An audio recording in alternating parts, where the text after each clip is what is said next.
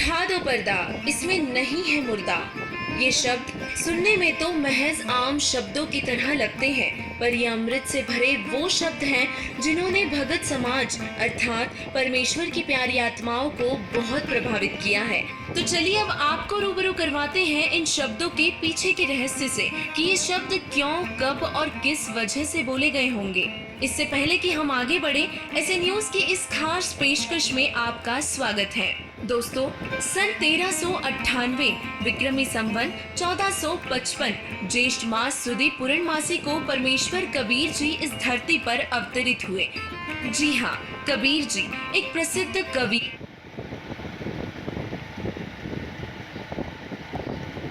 वाले वो महान संत जो 120 वर्ष तक इस धरातल पर अनेकों लीलाएं करते हुए सभी जीवात्माओं को बहुत कुछ सिखाकर सहशरीर अपने निज घर सतलोक को प्रस्थान किया था।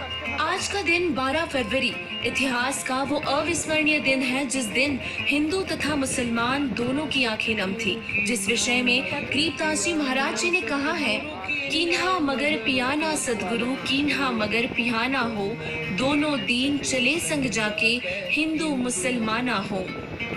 दोस्तों, हमारे पिछले बहुत से एपिसोड्स में हमने आपको कबीर परमेश्वर जी के परमात्मा होने के अनेकों प्रमाण दे रखे हैं। कबीर परमेश्वर जी वो महापुरुष हैं जिन्होंने धरती पर अवतरण की एक विशेष लीला के साथ शुरुआत की थी। तो चलिए अब आपको उस पूर्ण परमेश्वर जी के इस पृथ्वी से सहशरीर सतलोक जाने वाले उन आखिरी पलों की एक झलक बताते हैं।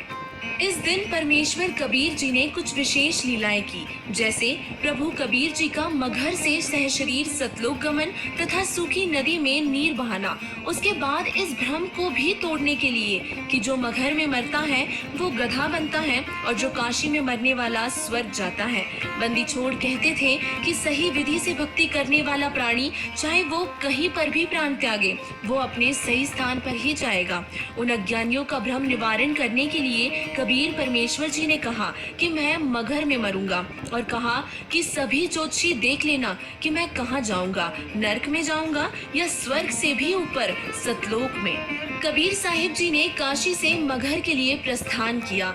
बीर सिंह बघेला और बिजली खां पठान ये दोनों ही सदगुरु के शिष्य थे। बीर सिंह ने अपनी सेना साथ ले ली कि कबीर साहिब जी वहां पर अपना शरीर छोड़ेंगे और इस शरीर को लेकर हम काशी में हिंदू रीति रिवाज से अंतिम संस्कार करेंगे। यदि मुसलमान नहीं माने तो लड़ाई करके शव को लाएंगे और सेना भी साथ ले ली। और उधर से बिजली खां पठान को पता चला कि कबीर साहिब जी यहाँ पर आ रहे हैं। बिजली खां पठान ने सदगुरु तथा सर्वों आने वाले भक्तों तथा दर्शकों की खाने तथा पीने की सारी व्यवस्था की और कहा कि सेना तुम भी तैयार रहो, हम अपने पीर कबीर साहिब जी का यहाँ पर मुसलमान विधि से अंतिम संस्कार करेंगे। कबीर साहिब जी के मगहर पहुँचने के बाद बिजली खां पठान ने कहा कि महाराज जी स्नान करो। कबीर साहिब जी ने कहा कि मैं बहते पानी में स्नान करूंगा। इस पर बिजली खान ने कहा कि सदगुरुदेव, यहाँ पर साथ में एक आमी नदी है और वो भगवान शिव की श्राप से सूखी पड़ी है, उसमें पानी नहीं है। जैसी व्यवस्था दास से हो पाई है, पानी का प्रबंध करवाया है। आपके स्नान के लिए प्रबंध किया है, लेकिन संगत बहुत आ गई है और इनके नहाने की तो बात नहीं बन पाएगी। पीने का पानी पर्याप्त मात्रा में बाहर से मंगवा रखा है। कबीर साहिब जी ने कहा कि वह नदी देखे कहाँ पर है। उस नदी पर जाकर परमेश्वर कबीर जी ने हाथ से ऐसे इशारा किया था जैसे यातायात अर्थात ट्रैफिक का सिपाही रुकी हुई गाड़ियों को जाने का संकेत करता है और वह आमी नदी पानी से पूरी भरकर चल पड़ी। यह आमी नदी आज भी वहाँ पर विद्यमान है, जिसके बाद वहाँ उपस्थित सभी लोगों ने परमेश्वर कबीर जी का जय जयकारा किया। अब कबीर परमेश्वर जी ने कहा कि एक चादर नीचे बिछाओ, एक मैं ऊपर ओढ़ूंगा। और फिर जानी जान परमेश्वर कबीर जी ने दोनों राजाओं से पूछा कि यह सेना किस लिए ला रखी है। अब बिजली खां पठान और बीर सिंह बघेला आमने सामने खड़े थे।